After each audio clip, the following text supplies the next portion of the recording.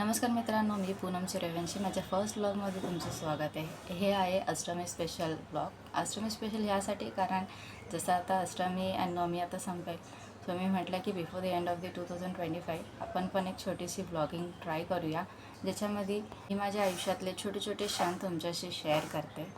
रोजची घरची कामं, मम्मीसोबत गप्पा, घरातले काही ॲक्टिव्हिटी आणि काही आठवणी या आजच्या खास दिवसामध्ये माझ्या ह्या फर्स्ट ब्लॉगमध्ये. सकाळची सुरुवात साधी झाली, पण हे केलेले क्षण मनाला खूप आनंद देतात आणि छानही वाटतं. आज नवरात्रीची अष्टमी होती. नवरात्रीच्या ह्या परंपरा खरं तर आपल्याला एक संस्कार देतात आणि घरात एक वेगळी सकारात्मक ऊर्जा निर्माण होते. त्या प्रकारे आता घरातली कामंही माझी आवरून झालेली आहे, कारण ही सगळ्यात पहिलं उठल्या उठल्या आपली साफसफाई महत्त्वाची आहे.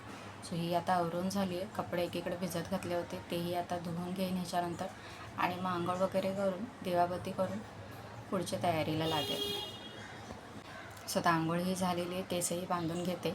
सोबतच असंच प्रकारे बाकीचीही तयारी आता मम्मीने करून घेतली. खूप मनापासून मम्मीने कन्याभोजनसाठी जेवणाची तयारी केली. आदल्या दिवशी चणे भिजत घातले होते आणि बाकीचीही तयारी तिने झटपट करून घेतली. सगळी पुढे तुम्हाला दाखवतेच. तो कन्यांसाठी ही छोटी भेटवस्तू आणून ठेवली, त्याचीही तयारी करून ठेवली. हे सांगायला गेलं तर हे सगळं आधी माझी मोठी दीदी करायची आणि मी काही वर्ष तिच्याकडेच जायची कन्याभोजनच्या मदतीसाठी आणि नेहमी तिच्यासोबतच करण्याचा प्रयत्न करायची. असं इंडिव्हिज्युअल कधीच करण्याचा असं वेळ मी स्वतःच्या अंडरमध्ये तर कधीच घेतला नाही, कारण दीदी करत होती, मम्मी करत होती आणि त्यांना बघता बघता शिकत होते, पण कधी करण्याचं स्वतः धाडस नाही केला. सो ह्या वर्षी पहिल्यांदा धाडस केला आहे आणि ह्या सगळ्या रीतीभाती माझी मम्मी आम्हाला शिकवते. कारण आपण जेव्हा आईकडे जवळ असतो तेव्हा आई आपल्याला एक छोट्या छोट्या गोष्टी, आपल्याला सगळ्या गोष्टी परंपरा शिकवत असते, सांगत असते. तेव्हा कधी कधी आपल्याला ऐकताना पण बोर वाटतं, पण नंतर कळतं की ह्या परंपरा फक्त रीतीभाती नसून तर हे आपल्याला एक जुळून ठेवणारा एक धागा आहे, जे आपल्या नातं किंवा आपल्याला समाजामध्ये एक ठेवतं आणि जोडून ठेवतं. सो आता मी चहा बनवून घेतला आहे. मम्मी ही फ्रेश झाली आहे. आता आम्ही दोघी मिळून चहा घेऊ. पप्पा उठले की त्यांनाही थोड्या वेळाने चहा देईन. तोपर्यंत जसं सांगितल्याप्रमाणे बाकीची तयारी झाली आहे. जसं चहा घेऊन झाल्यानंतर थोडीफार तिला मदत करेन आणि मग कन्यांनाही तोपर्यंत बोलून घेऊन येते. ह्या ब्लॉग निमित्ताने का असं ना, एक छोटासा एक मॅसेज असा आहे की आपल्या पॅरेंट्ससोबत सकाळची किंवा संध्याकाळची एक टाईम का असे ना, बसून 2 मिनटं गप्पा मारा किंवा त्यांच्यासोबत चहा घ्या. कारण ते जेव्हा ओल्ड होतात ना, हे बघत असताना आपण आपल्या लाईफमध्ये बिझी असतो, पण त्यांच्याकडे आपलं लक्ष कमी होतं. सो आता हे मम्मीने जसं मी सांगितल्याप्रमाणे ही बाकीची तयारी करून घेतली होती. वाटण झालं आहे आणि हे उकळून झाले. एकीकडे भाजी अशी तर फोडणीला घालून घेते मम्मी.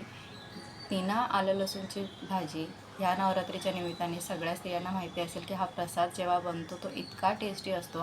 म्हणजे बाकीच्या दिवशी आपण काही त्याच्यामध्ये व्हरायटी टाकतो आणि टेस्टी जेवण बनवण्याचा प्रयत्न करतो, पण या नवरात्रीनिमित्त खरंच आईचा आशीर्वाद, देवीचा आशीर्वाद इतकं सगळ्यांना लाभलेला असतो की हा प्रसाद बिना आलं लसूण, बिना कांद्याचा इतका सुंदर बनतो आणि तो खावासाच वाटतो.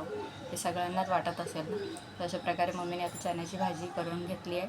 मी आता सगळं ह्याच्यामध्ये कॅच नाही केलं आहे, तो पण बाकीचे ज्या तयारी झाल्या त्या दाखवण्याचा प्रयत्न करते. शिराही झाला आहे, बनवून भात झाला आहे, पीठ मळून घेतलं आहे. गरम गरम पुऱ्या मम्मी थोड्या वेळाने करेल आणि एकीकडे डाळी फोडणीला घालेल. सो अशा प्रकारे आपला नैवेद्य झाला आहे तयार. एकीकडे नैवेद्य वाढून घेतला आहे. सो देवीला नैवेद्य दाखवून झाल्यानंतर मुलींसाठी जे काही छोटीशी भेटवस्तू आणली होती ती यथाशक्ती प्रयत्न केला आहे. आणि सकाळी काही मुली आल्या होत्या, त्याप्रमाणे त्यांना शाळेतही लवकर जायचं होतं आणि त्या घाईतही होत्या, तेव्हा व्हिडिओ झटपट काढता आला नाही.